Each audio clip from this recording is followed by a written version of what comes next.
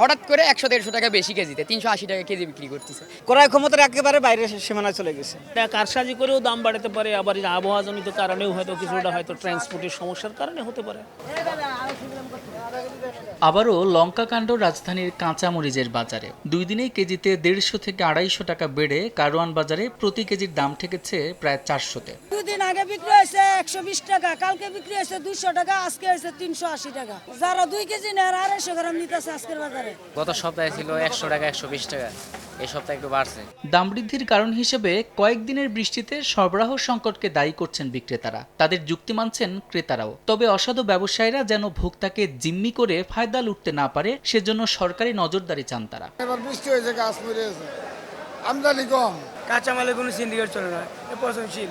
আজকে যেটা আমি কিনি আজকে না বেচতে হবে, কাল ফেরত দেওয়া লাগবে। বৃষ্টির দুহাত দিতেছে, সরবরাহ তো কম না, সরবরাহ তো ঠিকই আছে, মানে এই দেখবে কে? শুধু কাঁচামরিচ নয়, সপ্তাহ ব্যবধানে রাজধানীর বাজারে কেজিতে 10 থেকে 30 টাকা বেড়েছে বেগুন, করলা, পটল, শসা সহ বেশিরভাগ সবজির দাম। এখানেও রয়েছে সরবরাহ সংকটের যুক্তি। দাম এখন আকাশ ছোঁয়ার উপরে, বলা যায় না, কিনতে গেলে তো প্রচুর মুশকিল।